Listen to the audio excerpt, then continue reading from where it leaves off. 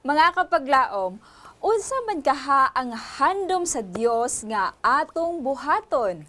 Nganong ato man kining pagabuhaton?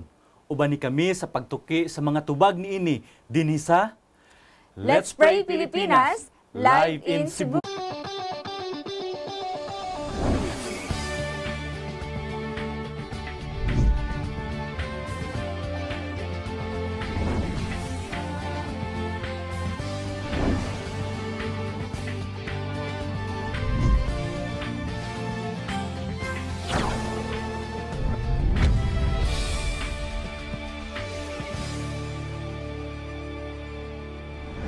Happy Thursday, Luzon, Visayas, and Mindanao, and to all our viewers around the globe. Ang atoang prayer partners today, walay lain si Kapaglaom Kevin.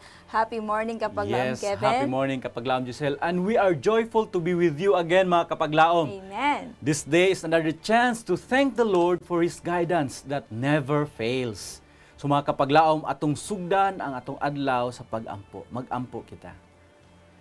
Among dalaygon ug mahigugmaon nga Dios, ikaw ang tuburan sa kinabuhi. Ikaw ang tuburan sa tanang mga panalangin. Ug diha kanimo o Dios ug sa imong paggiya, adunay kasiguruhan niining among mga kinabuhi tungod ikaw nagasaad nga ikaw maga-provide kanamo, maga-protektar kanamo ug labaw sa tanan, nagahatag og kalawasan sa tanang mga nagatuo ug nagadawat kang Ginoong Hesus isip personal nga manluluwas. Nining taknao Dios samtang kami magapadayon sa among programa ug sa pag-ampo alang sa mga kapaglaom, hinaut o Dios ikaw magauban kanamo, magagiya kanamo ug magatubag sa among pag-ampo nga oyon sa imong kabubuton. Kay kining tanan among isalig ug itugyan diha kanimo sa ngalan sa among personal nga manluluwas nga si Ginoong Hesus. Amen. Amen. Thank you so much for that prayer, Kapaglaom Kevin. And mga Kapaglaom, we are so grateful indeed nga amo na pud mong makauban ni ining adlaw sa atong programa Let's Pray Pilipinas, and we will be much grateful kung ang ato ang programa karon ubanan pud mininyo sa atong pag-ampo. Doon na pud tay discussion later on, mga Kapaglaom. And of course, if you're watching GSA Channel 37, mo kamong ginaabi-abi, mga Kapaglaom, happy watching and good morning din ha sa inyo ha, mga Kapaglaom.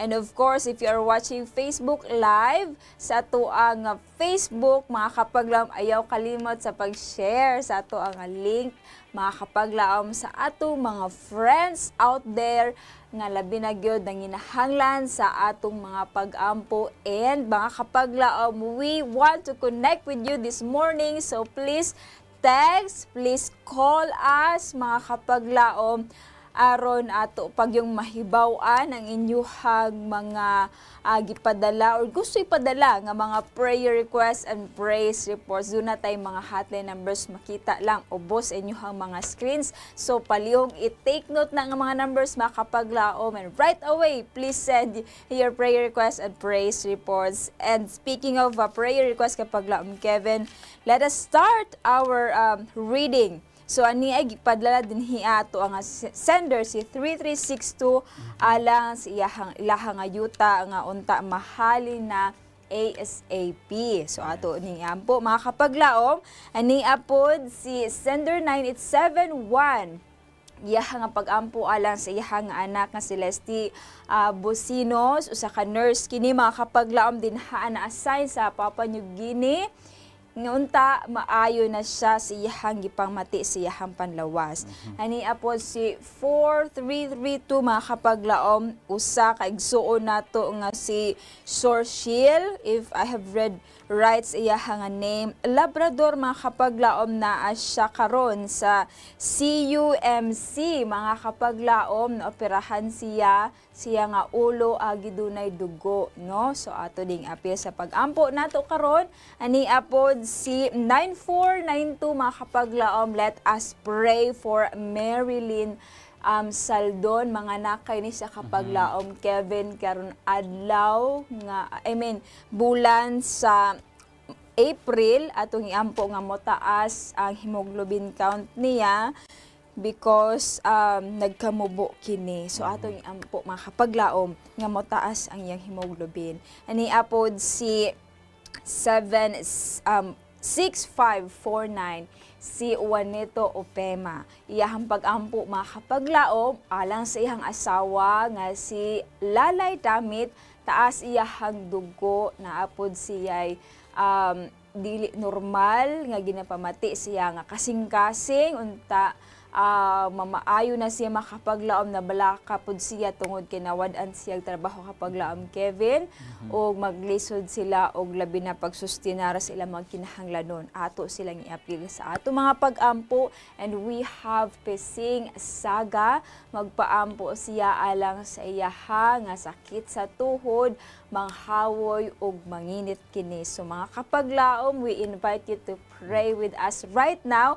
Atong hangyoon si kapaglaom Kevin to pray with us. Yes, mga kapaglaom, ato ang iduko atong mga ulo alang sa pag-ampo, mag-ampo kita. Among mahigugmaon nga Dios, maluluyon nga Dios nga naa sa kitasan sa mga langit.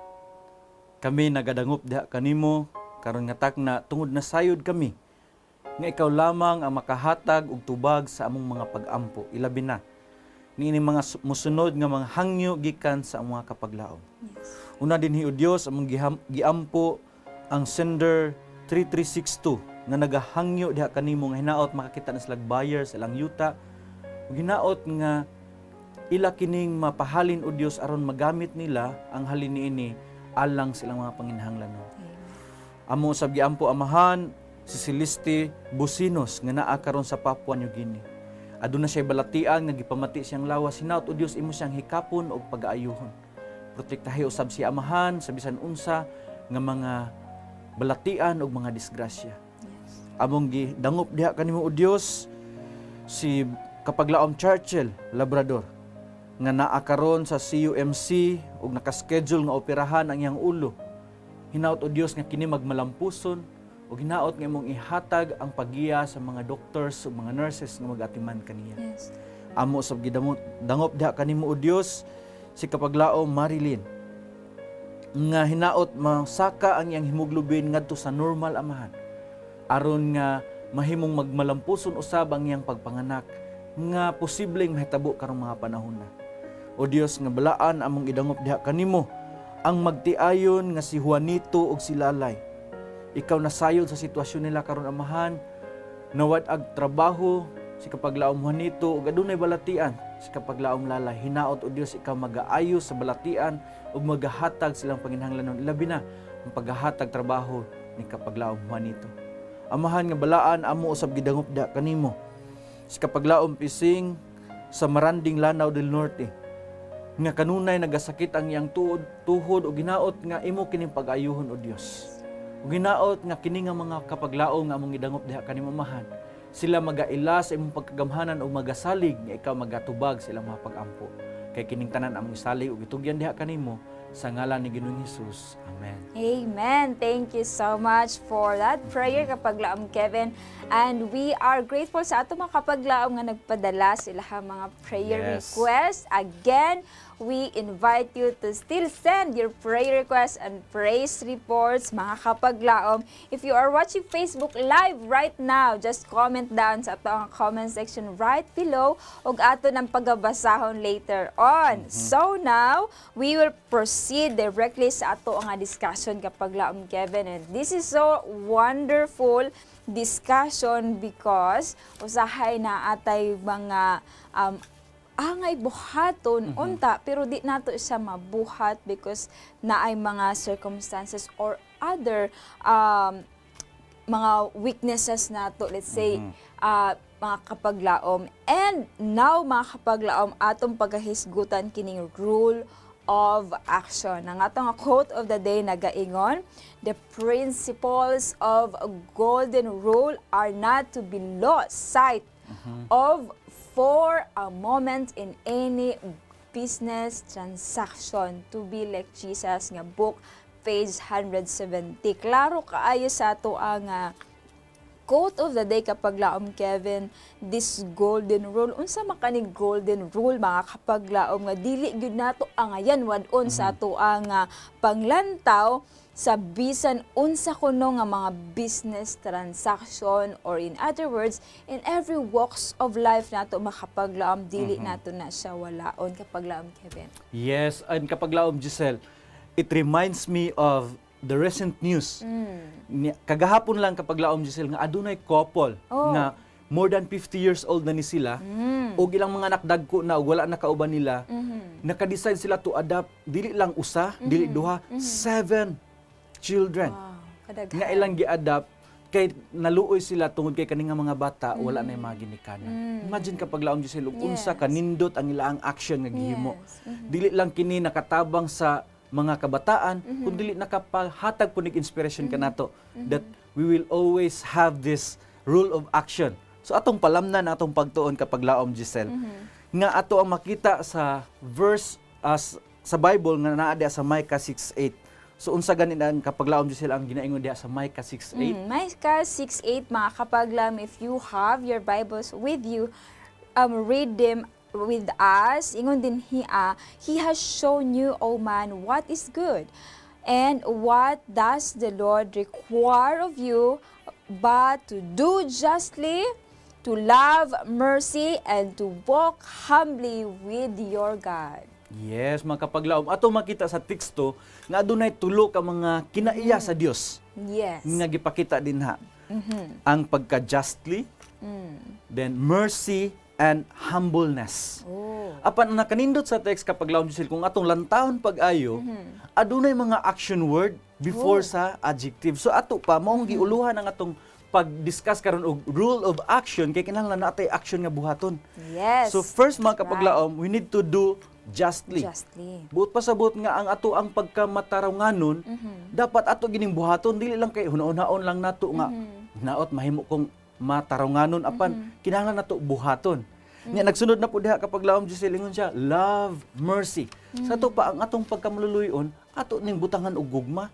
Sama sa ginikanan nga bisan pag masuko sa siyang mga anak, bisan pagbunalan niya yang anak, pero ang iyang pagyugma wala na wala. Naara gihapon. Yes, buot pa sabot nga ang atong pagkamaluluyon, bisan pag unsa ang emotion nga nasa sulod sa tong kasing-kasing, atong ipatigbabaw ang atong pagkamaluluyon.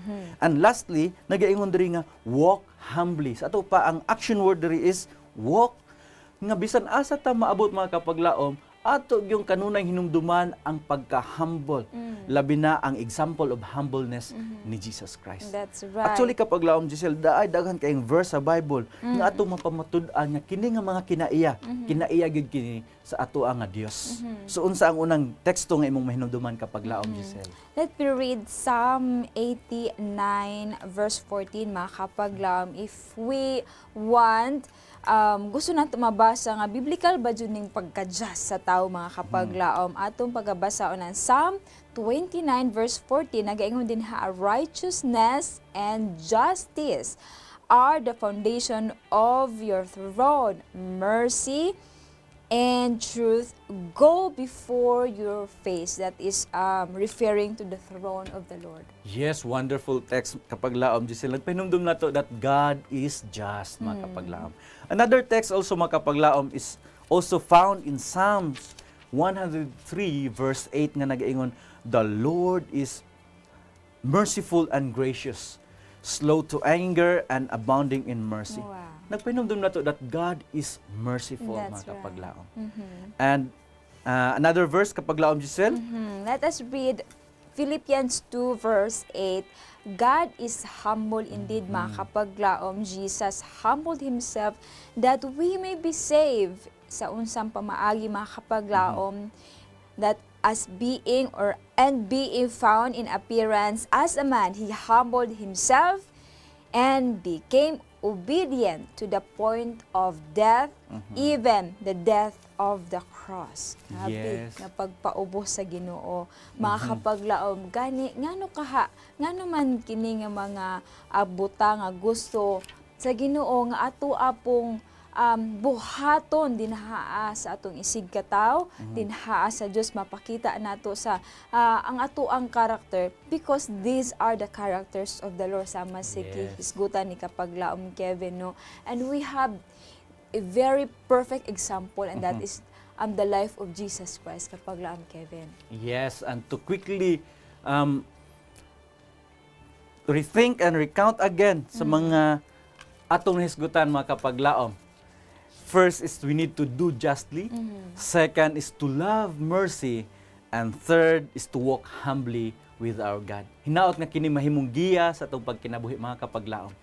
O di na ta magdugay kapaglaom Giselle, ato na dayang isunod ang ato ang next batch of prayer aron atong mahatagag pagtagad ang atong mga kapaglaom nga nagpadala usab silang prayer request diha sa atong Facebook Live. Alright, mga kapaglaom, ani atay prayer sender dinhi si 2238. Mga kapaglaom, nagpadala siya ga paampo or pagampo alang sa iyahang usa ka student tinhaa sa Prosperidad SDA Elementary School nga sa gihapon nag-undergo og treatment mga kapaglaom tungod kay wala pa gyud na okay iyahang mga balatian.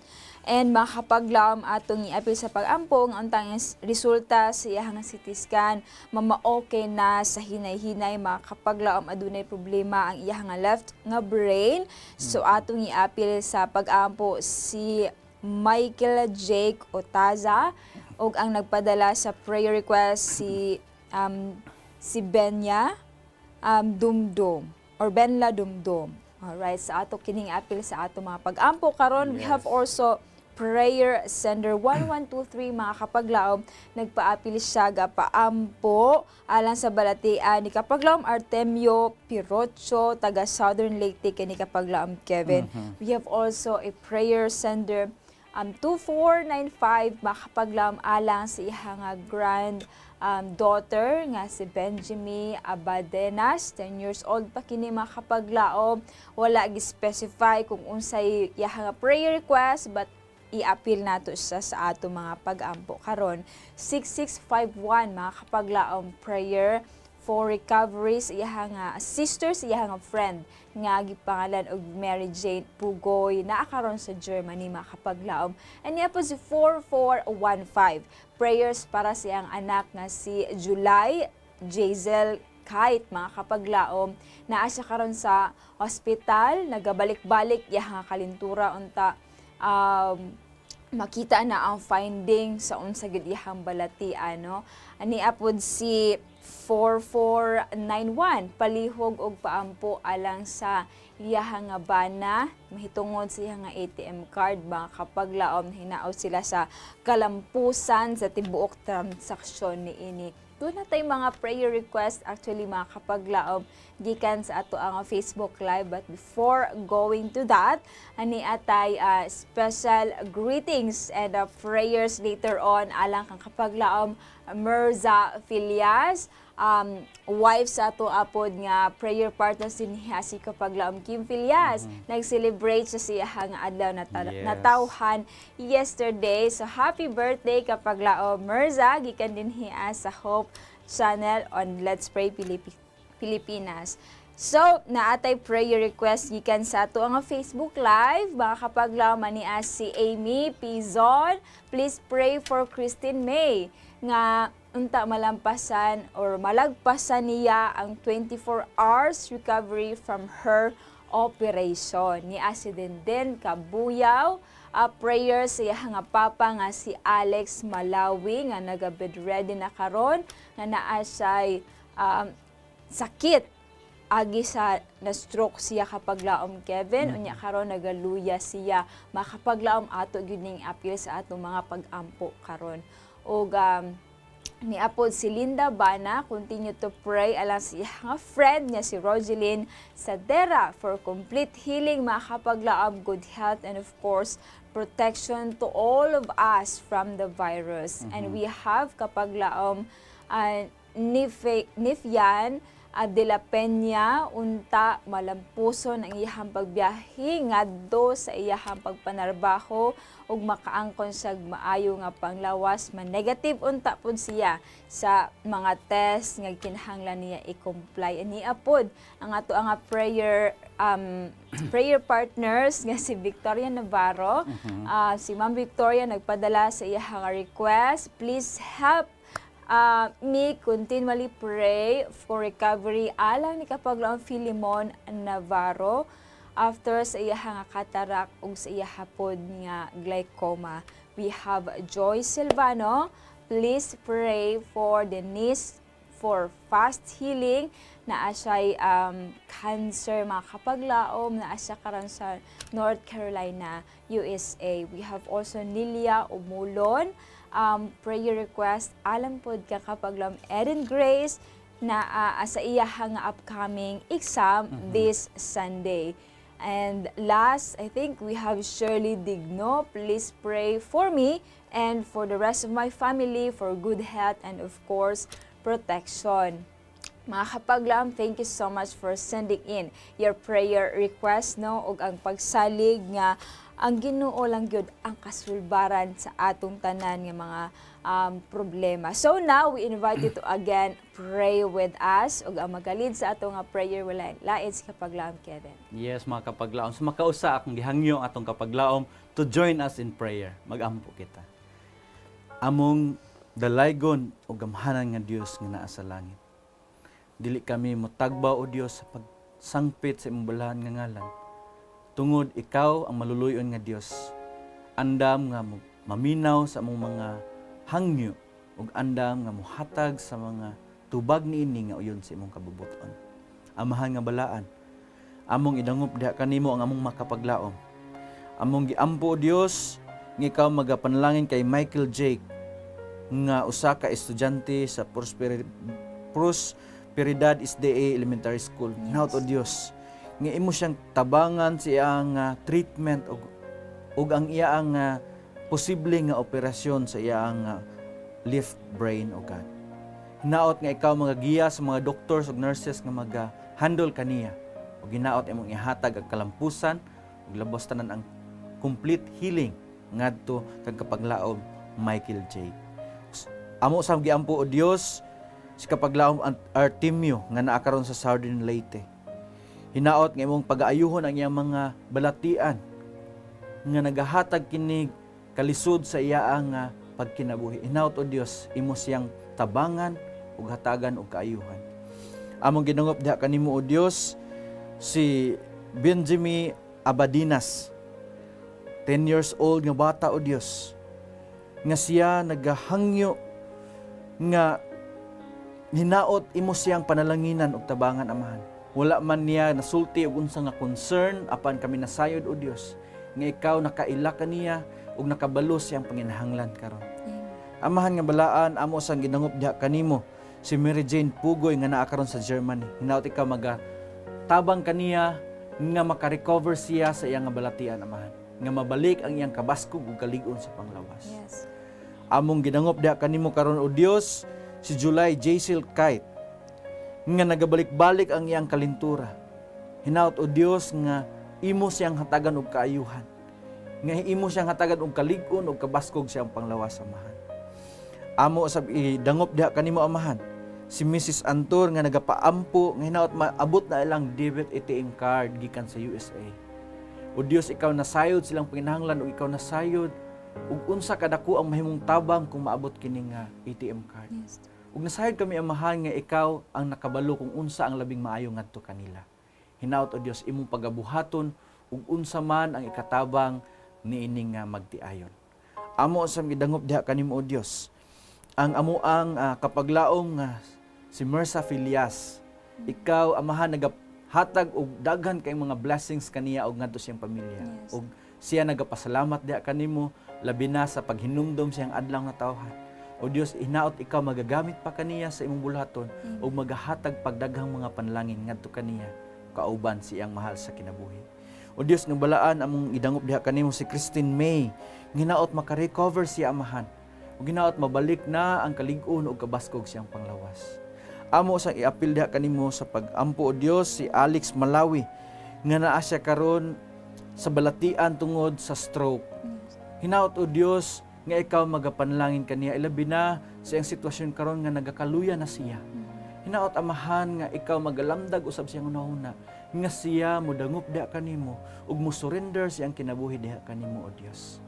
Amahan nga balaan among gidangop diha kanimo si kapaglaom Linda ug ang iyang gipaampo nga si Rogelyn. Hinaot o Dios nga ang iyang gihandom nga kaayuhan sa iyang mga balatian imo nang igahatag kaniya. Ug hinaot nga mahabalik na ang iyang kalig-on o kabaskog sa panglawas. Panalangini ang tanan iyang mga gipangkaon o gipang-inom nga mga tambal nga kini magatabang kaniya. Ug among gidangop diha kanimo o Dios si kapaglaom ni Fane nga hinaot amahan ikaw magapanalangin sa iyang biyahe ug sa iyang pagpang-apply og trabaho. Panalangini usab ang test nga hinaot mag-negative siya sa COVID-19. Ug hinaot ikaw magahanay sa iyang mga plano sa kinabuhi amahan nga himong uyon sa imong kabubuton. Among gidangop diha kanimo si Filimon Navarro amahan nga magapadayon ang iyang recovery ug makabot na niya ang hingpit nga kaayuhan o Dios. Naapod diri ni kapaglaom Denise nga nagapaampo og fast healing. O Dios, ikaw nasayod sa iyang balatian. Ikaw nasayod sa iyang handom sa iyang kasing-kasing. Ginaot imong itugyan kaniya amahan ang iyang gihangyo nga kaayuhan. O Dios nga balaan, among gidangop diha kanimo si Eden Grace nga mo take og exam karong Domingo. O Dios, hatagi siya pinasahi nga kaalam. Hatagi siya confidence siya nga kasing-kasing nga siya magasalig diha kanimo ka ikaw makig-uban kaniya ug magagiya kaniya. Amahan nga balaan, among idangop diha kanimo si Shirley nga makabaton siya og maayong panglawas kauban siyang tibuok nga panimalay. Protektahi sila gikan sa mga balatian o sa mga bacteria and viruses. Ug o Dios, among gihangyo nga ikaw magapanalangin sa tanang mga kapaglaom nga nagasuporta o nagasunod niini nga programa. Sa ilang mga nagkalahi-lahi nga mga panginahanglan, nagkalahi-lahi nga hangyo, hinaot o Dios, ikaw magahatag kanila o magaprovide sa ilang mga panginahanglan sa matag adlaw. O gamita sila o Dios nga mahimo usab silang panalangin ngadto sa uban. Dang salamat amahan sa kasiguruhan nga ikaw magatubag ka namo ngayon sa imong kabubuton kay kining tanan among salig tugyan diha kanimo sa ngalan ni Ginoong Hesus. Amen. Amen. Amen. Thank you so much for that prayer kapaglaom Kevin og sa tanan natong mga prayer partners right now nga nakig-uban ka nato sa pag-ampo ug ato ang i-greet po di ay mga kapaglaom Kevin ang ato ang mga FB viewers. Yes, mga kapaglaom, daghang salamat sa inyong pagsuporta kapaglaom Linda, kapaglaom Angelica Palma, kapaglaom Ruthel Amantilio, and also Joel Sumagang, Junet Sumagang, kapaglaom Leah Abel, and also Thana Ziri, Erlinda, Nilbert, and also we have here Nifine de la Peña nga nagpadala siyang prayer request, kapaglaom Ami Pizon, Mercy, Joy Silvano, kapaglaom Victoria Navarro, and many more mga kapaglaom nga nagauban o suporta sa ato ang programa karon. Wow, ubay-ubay sa ato mga kapaglaom nga nikig-uban ka nato karon, and we are grateful indeed mga kapaglaom sa inyong mga prayers o mga greetings nga inyong ipadala. Mga kapaglaom, ato lamang hinumduman that the whole word of God is our rule of action mo. Ugid ka na mga kapaglaom, and we are to carry out its principles in our daily lives. And there is no surer mark of Christianity than this. Yes, mga kapaglaom, we must carry out the great principles of justice and mercy in our relations with one another. We must be daily cultivating those qualities that will fit us for the society in heaven. Amen. Again, thank you so much mga kapaglaom for joining us today, and we invite you to join us again tomorrow morning. Thank you so much kapaglaom Kevin. This is your kapaglaom Giselle of Hope Channel Cebu, reminding you that God shall supply all your needs according to His riches in glory by Christ Jesus. And this is your kapaglaom Kevin of Hope Channel Cebu, saying, let us not be weary in well-doing, for in due season we shall reap if we faint not. Join us again tomorrow, only here on Let's Pray Pilipinas, where you don't have to pray alone.